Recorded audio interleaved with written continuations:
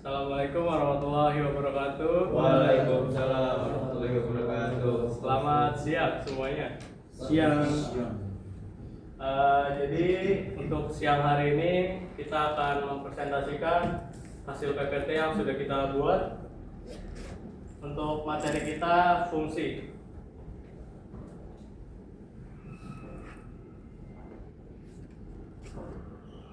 Untuk tujuan pembelajaran, 1.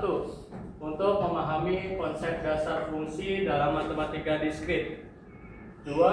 Untuk mengetahui jenis-jenis fungsi beserta sifat-sifatnya.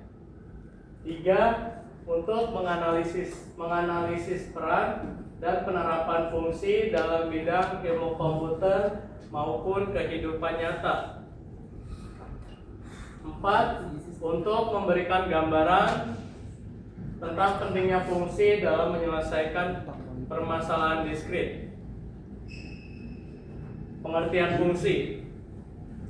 Pengertian fungsi dalam matematika juga dapat diartikan sebagai suatu relasi yang menghubungkan setiap anggota X dalam suatu himpunan yang disebut daerah asal atau domain dengan suatu nilai tunggal fx dari suatu himpunan kedua yang disebut daerah kawan atau kodomain. Selanjutnya ada definisi fungsi.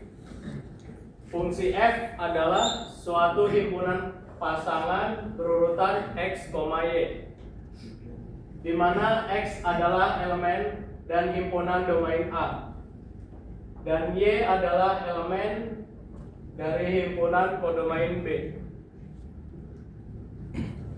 Selanjutnya ada notasi fungsi. Fungsi biasanya dinyatakan dengan notasi AB, di mana A adalah himpunan domain dan B adalah himpunan kodomain. Selanjutnya ada jenis-jenis fungsi. Yang pertama ada fungsi linear. Fungsi linear adalah fungsi yang memiliki grafik berbentuk garis lurus. Fungsi ini memiliki satu variabel independen dan satu variabel dependen. Persamaan dalam bentuk y sama dengan mx plus b. Yang kedua ada fungsi kuadrat. Fungsi kuadrat adalah fungsi polinomial order kedua. Bentuk umum persamaan fungsi tersebut adalah y sama dengan ax kuadrat plus bx plus c, atau fx sama dengan ax kuadrat plus bx plus c. Selanjutnya fungsi ketiga, fungsi eksponensial. Fungsi eksponensial adalah fungsi yang memiliki grafik berbentuk kurva eksponensial. Fungsi ini memiliki satu variabel independen dan satu variabel dependen. Serta persamaan fungsi tersebut adalah y sama dengan a pangkat x.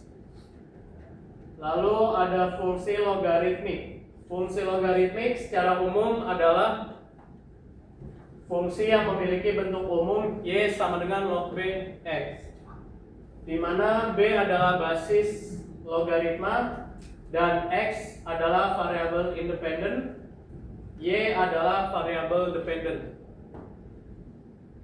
Lalu ada operasi fungsi. Yang pertama ada penjumlahan fungsi. Fungsi dapat dijumlahkan dengan menambahkan nilai fungsi pada domain yang sama. Hasil penjumlahannya adalah fungsi baru dengan nilai yang setara dengan jumlah nilai fungsi asli. Lalu ada perkalian fungsi. Perkalian fungsi dapat dikalikan dengan melakukan perkalian titik demi titik antara nilai fungsi pada domain yang sama. Hasilnya adalah fungsi baru dengan nilai yang setara dengan perkalian nilai fungsi asli. Lalu ada komposisi fungsi. Fungsi dapat dikomposisikan dengan menghubungkan domain fungsi 1 dengan nilai fungsi yang lain. Hasilnya adalah fungsi baru yang menggabungkan transformasi dan dua fungsi sekaligus. Lalu ada sifat-sifat fungsi yang akan dijelaskan oleh teman saya Muhammad Mahdi Ali.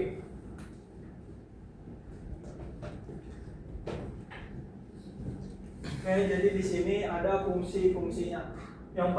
Fungsi itu ada tiga. Yang pertama fungsi itu adalah fungsi injektif. Fungsi injektif adalah fungsi yang memiliki sifat unik, di mana setiap domain memiliki pasangan satu-satu dengan range. Ini berarti tidak ada dua domain yang memiliki citra yang sama. Contohnya ada di sebelah kanan, apa ya? A dengan 1, B dengan 2, C dengan 3. Nah, di sini ada yang nggak ketarik. Jadi ini fungsi injektif. Ada salah satu yang nggak ada temennya.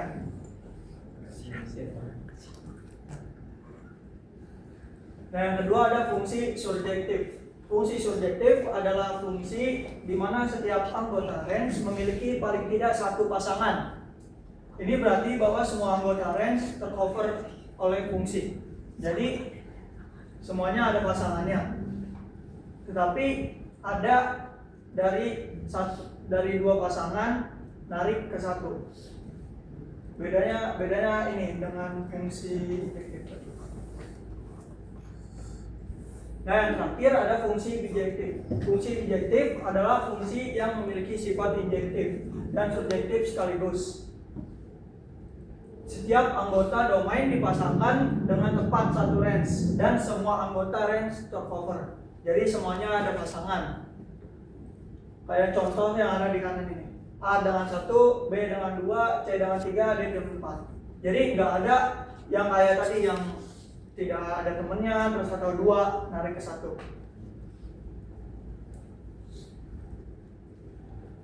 Di sini ada definisi fungsi inverse. Fungsi inverse adalah fungsi yang memiliki hubungan 1 ke 1 dengan fungsi awal, sehingga setiap output dari fungsi awal akan kembali ke input aslinya. Sini lanjut ada notasi fungsi inverse. Fungsi inverse dari suatu fungsi fx dinotasikan sebagai ini disebut dibaca f inverse dari x atau fungsi inverse f dari x. Notasi f inverse dari x, angka min 1 ini pada notasi tersebut bukanlah pangkat, melainkan simbol yang menunjukkan operasi inverse. Sifat fungsi inverse. Jika fx adalah fungsi inverse dari gx, maka gx juga merupakan fungsi inverse dari fx. Lanjut ke contoh soalnya.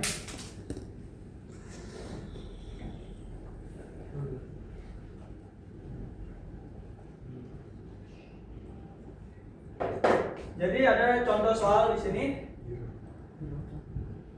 Fx dengan 2x pangkat 2 plus 5.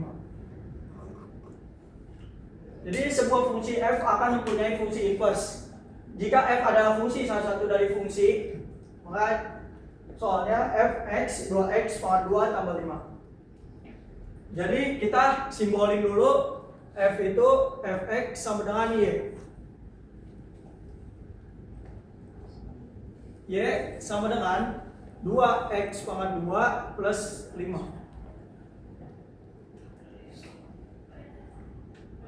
Di 5-nya itu kita pindahin ruas ke y. Jadi y min 5 sama dengan 2x pangkat 2. Kita pindah lagi, x pangkat 2 sama dengan y min 5 bagi 2. Di sini kita akan menghilangi kuadratnya ini dengan cara diakarin. Jadi x sama dengan akar y min 5 per 2. Nah, jadi kita udah jadi kayak gini, lalu kita inverse f inverse sama dengan akar y nya kita ubah x min 5 per 2.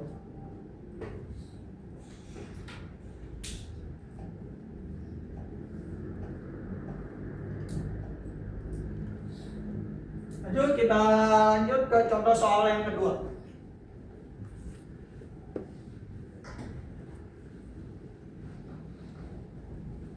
Jadi contoh soal yang kedua ini diketahui fungsi itu fx sama dengan x3 plus 5x plus 11. Jadi tentukan nilai dari f2. Ini dia minta f2. Jadi kita tinggal ubah x-nya itu menjadi 2.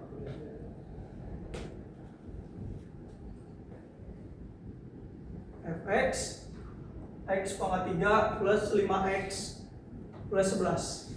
Jadi x-nya itu kita ubah dengan 2. F2 sama dengan 2 pangkat 3 ditambah 5 kali 2 ditambah 11. F2 sama dengan 2 pangkat 3 8 ditambah 5 kali 2 10 ditambah 11. Jadi F2 adalah 29. Jadi nilai F2 itu adalah 29. Contoh lain dari ini mungkin X-nya itu bisa kita ubah. Misalnya X-nya itu 6.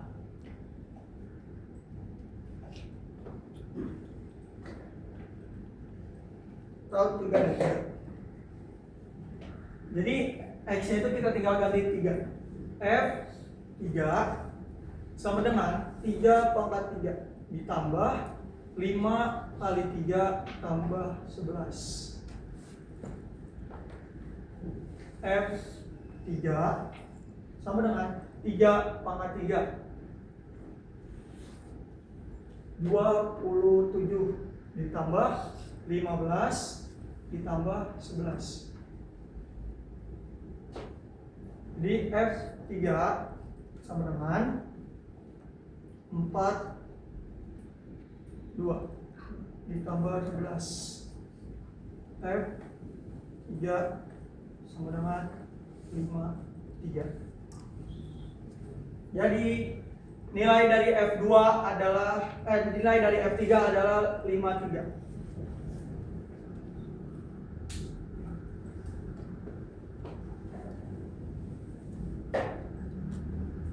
Coba berhenti. Oke, soal selanjutnya ada rotasi dari suatu fungsi memungkinkan kita untuk memberi nama fungsi dengan huruf yang pada umumnya ditulis sebagai huruf F, G, dan H. Untuk soalnya diketahui fungsi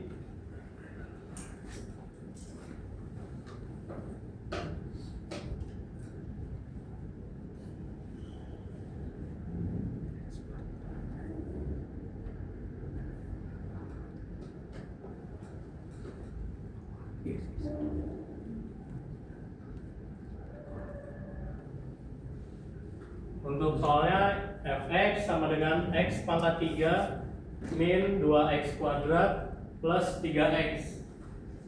Di sini untuk rumusnya itu ada n x n dikurang 1. Lalu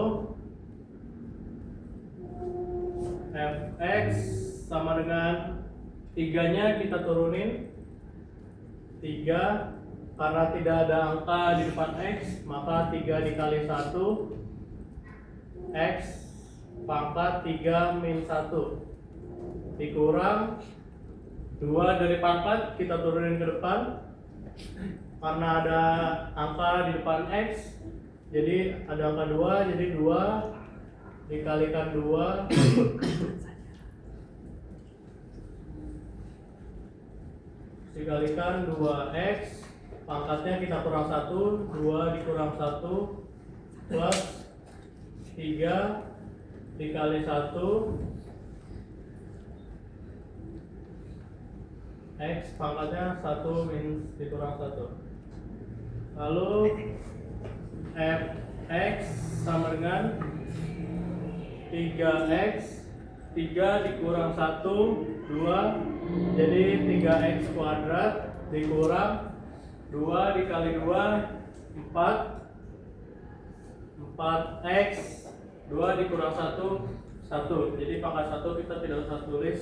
Jadi min 4x plus 3 dikali 1 3 x pangkatnya itu 1 dikurang 1. Karena pangkatnya 0, x nya tidak kita tulis.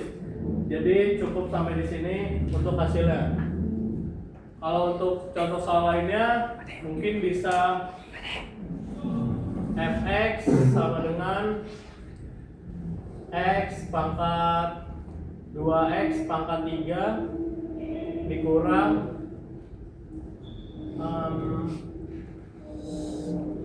2x pangkat 2 ditambah 4x. Ini sama pengerjaannya. Jadi 3-nya kita turunin ke depan. 3 dikali 2 dikali 2x pangkatnya kita kurang 1. 3 min 1 dikurang 2 dikali 2x pangkatnya kita kurang 1. 2 min 1 plus 4x pangkat 1 1 dikurang 1 sama dengan 6x pangkat 2 dikurang 4x pangkat 1 ditambah 4.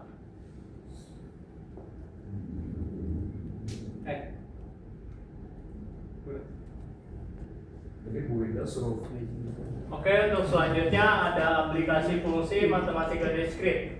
Fungsi memainkan peran penting dalam berbagai bidang matematika diskrit, termasuk ilmu komputer, ekonomi, dan sains sosial. Dalam matematika diskrit, fungsi digunakan untuk memodelkan hubungan antara input dan output, membangun algoritma, dan menganalisis struktur matematika yang kompleks.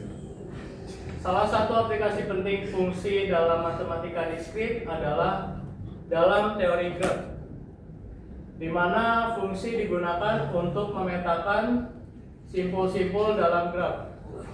Fungsi juga digunakan dalam kombinatorika untuk menghitung jumlah objek yang memenuhi kriteria tertentu, seperti permutasi dan kombinasi.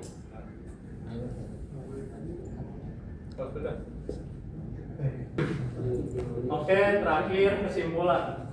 Kesimpulannya, pemahaman fungsi sangat penting karena fungsi ini diterapkan dalam berbagai bidang ilmu, termasuk ilmu komputer, fisika, ekonomi, dan biologi.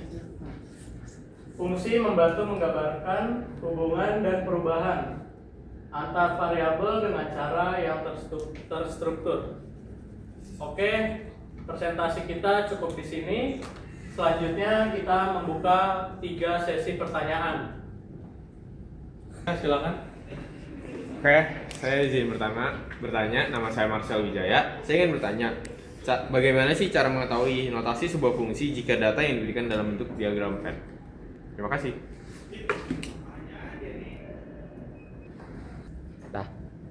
Perkenalkan, nama saya Zakal Fakih. Ini saya mau nanya nih, gimana sih cara ngebedain fungsi injektif, surjektif, dan bijektif secara sederhana? Terima kasih. Oke, baik. Terima kasih untuk pertanyaan kedua dari Mas Zakir. Kita tampung dulu. Selanjutnya pertanyaan ketiga. Ya, silakan.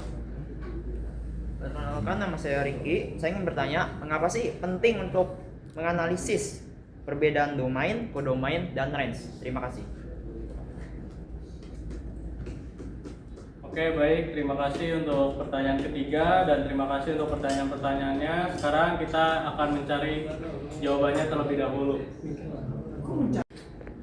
Oke, untuk pertanyaan akan dijawab oleh teman saya. Oke, tadi kita jawab yang mudah terlebih dahulu. Jadi pertanyaannya tadi, bagaimana cara membedakan fungsi injektif, surjektif, dan bijektif secara sederhana?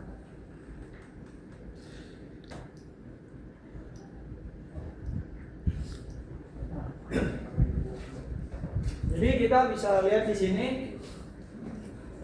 bedanya yang tadi yang fungsi injektif, kita catat dulu.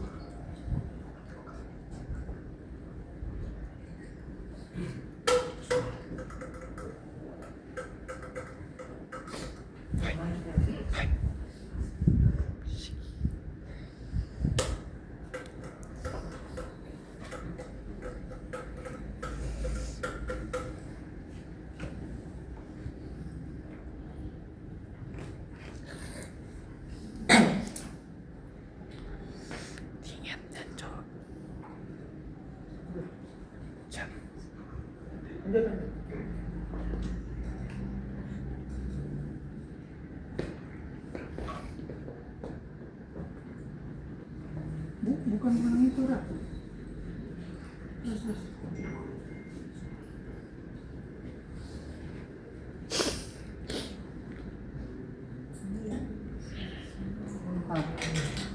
Jadi ini perbedaannya.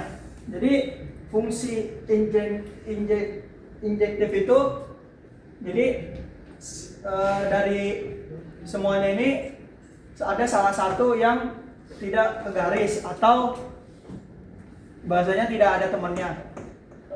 Kalau yang surjektif ini dia kena semua, tetapi ada yang dua tarikan, kayak satu orang ada dua temannya gitu. Nah, kalau yang terakhir ada bijektif. Kalau bijektif semuanya dapat dari gabungan dari injektif dan bijektif. Injektif dan subjektif gabungannya, jadi semuanya dapat kayak A1, B sama dengan 2, C sama dengan 3, D sama dengan 4. Nah, di sini udah kelihatan banget jelas perbedaannya. Itu cara singkatnya. Lalu tadi ada yang bertanya, kenapa sih harus analisis domain dan kodomain sama range itu penting? Karena kita bisa tahu, kenapa penting? Supaya kita bisa tahu fungsi itu valid, cara kerjanya jelas, atau kita bisa menilai itu fungsi injektif, subjektif, atau bijektif dengan benar. Supaya kita itu bisa tahu. Terima kasih. Satu lagi. Jadi pertanyaan yang terakhir itu, gimana sih cara mengetahui notasi sebuah fungsi jika data yang diberikan dalam bentuk diagram Venn? Contohnya itu ada diagram Venn 1, 2, 3.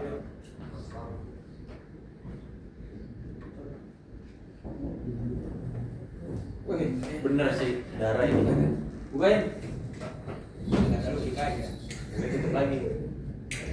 Nah, cara tahunya itu kita tinggal lihat tanda panahnya itu kemana, kayak 1 ke 4, 2 ke 5, 3 ke 6. Nah, jadi kita tinggal saya tahu nih notasinya itu apa. Notasinya F sama dengan 1 sama 4, 2 dengan 5, dan 3 itu dengan 6. Nah, cara tahunya itu kita tinggal lihat tanda panahnya dari diagram Venn-nya itu.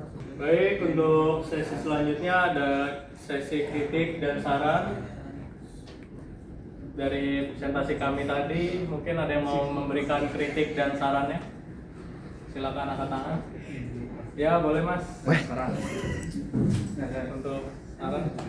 Karena saya Muhammad Novara Vihara Putra, saya ingin memberikan saran mungkin buat para agak terbata-bata saat presentasi, dan mungkin PPT-nya bisa agak lebih banyak contoh dan soalnya. Sekian, terima kasih. Baik, terima kasih untuk yang sudah memberikan saran. Mungkin di sini kita buka saran lagi kali ya. Selanjutnya untuk belum sih. Selanjutnya untuk kritik, silakan yang mau memberikan kritik. Ya, silakan Mas. Nama saya Muhammad Bin Alisa, saya ingin memberikan kritik. Mungkin tadi di PPT-nya di slide-nya masih banyak yang salah ya. Dari pengetikan semuanya mungkin bisa lebih diperbaiki. Oke, udah. Terima kasih. Baik, terima kasih untuk kritiknya dari Mas Jibril. Kita masuk di sesi terakhir,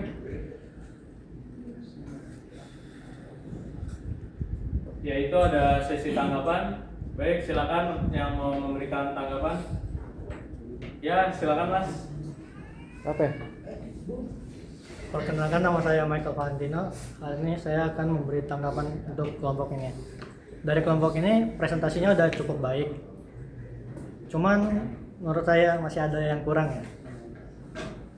Untuk lebih diperhatikan lagi dari tanda bacanya gitu. Mungkin dari cara ngejelasinnya atau nada dan volumenya. Dan terima kasih. Baik, terima kasih tanggapannya. Dan mungkin sudah cukup sekian dari kami. Terima kasih untuk yang sudah memberikan kritik, yang sudah memberikan saran dan tanggapan. Mungkin selanjutnya kita akan lebih baik dan akan kita koreksi lagi. Baik, terima kasih. Sekian presentasi kami. Mohon maaf. Wassalamualaikum warahmatullahi wabarakatuh.